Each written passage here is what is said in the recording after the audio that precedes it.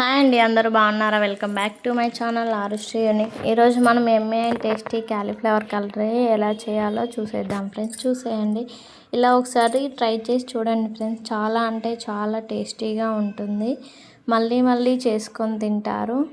ఇప్పుడు ప్రాసెస్లోకి వెళ్ళిపోదాం.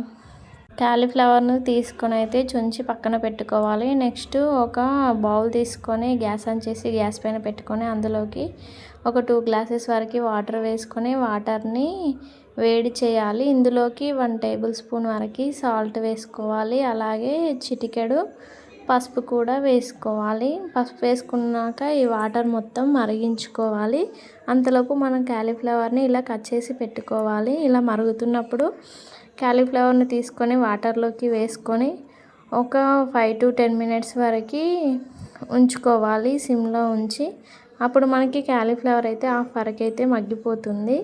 ఇలా అన్నీ ఒకసారి పర్ఫెక్ట్గా కలిసిలాగా కలుపుకొని ఉడికించుకొని పక్కన పెట్టుకోవాలి. నెక్స్ట్ ఇందులోకి 1 ఆనియన్ అండ్ పచ్చిమిర్చి, టమాటో, కరివేపాకు, కొత్తిమీర తీసుకొని కట్ చేసి పక్కన పెట్టుకోవాలి. నెక్స్ట్ గ్యాస్ ఆన్ చేసి గ్యాస్ పైన బౌల్ పెట్టుకొని బౌల్లో 3 టేబుల్ స్పూన్స్ వరకు అయితే ఆయిల్ వేసుకోవాలి. ఆయిల్ వేసుకున్న తర్వాత ఇందులోకి జీలకర్ర, ఆవాలు వేసుకొని చిటపటలాడే వరకు వేయించుకోవాలి. జీలకర్ర, ఆవాలు వేగాక ఇందులోకి మనం ముందుగా కట్ చేసి పెట్టుకున్న పచ్చిమిర్చి యాడ్ చేసుకోవాలి. పచ్చిమిర్చి కొంచెం మగ్గాక ఆనియన్స్ కూడా వేసుకోవాలి. ఆనియన్స్ మగ్గాక అందులోకి కరివేపాకు కూడా యాడ్ చేసుకొని అంతా కలిసేలాగా పర్ఫెక్ట్గా కలుపుకోవాలి. నెక్స్ట్ ఇందులోకి 1/2 టీ స్పూన్ వరకు పసుపు యాడ్ చేసుకోవాలి. అలాగే అల్లం వెల్లుల్లి పేస్ట్ కూడా వేసుకొని పచ్చివాసన పోయే వరకు వేయించుకోవాలి. చూడండి, ఇలా క్యాప్ పెట్టుకొని ఒక 2 to 3 మినిట్స్ వరకు అయితే మగ్గించుకోవాలి. నెక్స్ట్ ఇందులోకి టమాటో యాడ్ చేసుకోవాలి. టమాటో కూడా యాడ్ చేసుకున్నాక అంతా పర్ఫెక్ట్గా కలిసేలాగా కలుపుకొని మగ్గించుకోవాలి. క్యాప్ పెట్టుకొని టమాటోని మగ్గించుకోవాలి. టమాటో మగ్గేలోపు ఇందులోకి మనము ఎండు కొబ్బరి, కాజు వేసుకొని మిక్సీ చేసుకోవాలి. ఇది వేసుకోవడం వల్ల కర్రీ అయితే చాలా మంచి టేస్ట్ ఉంటుంది. ఇప్పుడు చూడండి, టమాటా మొత్తం మగ్గాక 1.5 టేబుల్ స్పూన్ వరకు కారం వేసుకోవాలి.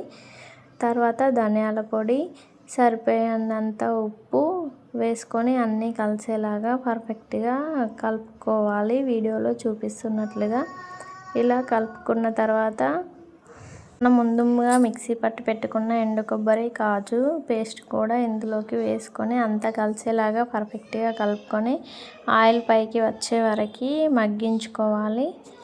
ఇలా మగ్గించుకున్న తర్వాత చూడండి, ఇక్కడ పేస్ట్ కూడా మంచిగా ఉడికిపోయింది. ఆయిల్ అయితే పైకి తేలింది. ఇప్పుడు ఒకసారి అంతా పర్ఫెక్ట్గా కలిసేలాగా కలుపుకొని మనం ముందుగా వేడి ఆయిల్లో ఉడికించి పెట్టుకున్న క్యాలీఫ్లవర్ మొత్తాన్ని ఇందులోకి వేసుకొని అంతా కలిసేలాగా పర్ఫెక్ట్గా కలుపుకొని ఒక 3 to 5 మినిట్స్ వరకు అయితే క్యాప్ పెట్టుకొని మగ్గించుకోవాలి. చూడండి, క్యాలీఫ్లవర్ అయితే మంచిగా మగ్గిపోయింది. ఇప్పుడు మళ్ళీ ఒకసారి అంతా కలిసేలాగా కలుపుకొని మనం ఇందులోకి సరిపడా గ్రేవీ యాడ్ చేసుకోవాలి. మీ కన్సిస్టెన్సీకి తగ్గట్టుగా, మీకు కొంచెం తిక్కుగా కావాలనుకుంటే లైట్గా, ఇంకా కొంచెం లూజ్గా కావాలనుకుంటే కొన్ని ఎక్కువ వాటర్ యాడ్ చేసుకోవాలి. ఇలా ఇంకొక 2 to 3 మినిట్స్ ఇలా మగ్గించుకున్న తర్వాత ఇందులోకి వాటర్ని యాడ్ చేసుకోవాలి. చూడండి, మనం ముందుగా ఎండు కొబ్బరి, కాజు మిక్సీ పట్టి వేసుకున్నాం కదా, అందులోనే కొన్ని వాటర్ వేసుకున్నాను.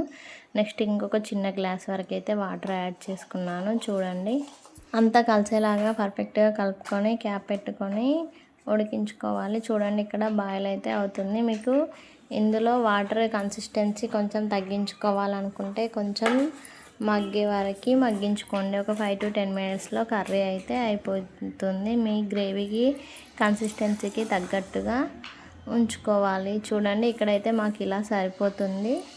ఒక 2 to 5 మినిట్స్ ఇలా ఉంచుకొని గ్యాస్ ఆఫ్ చేసుకోవడమే. ఎమ్మి అండ్ టేస్టీ క్యాలీఫ్లవర్ కర్రీ అయితే రెడీ అయిపోయింది. మీరు కూడా ఒకసారి ట్రై చేసి ఎలా వచ్చిందో మాకు కామెంట్ చేయండి ఫ్రెండ్స్. లాస్ట్ టైం ఫైనల్గా కొత్తిమీర వేసుకొని సర్వ్ చేసుకోవడమే సర్వింగ్ బౌల్లోకి. చాలా అంటే చాలా టేస్టీగా ఉంటుంది.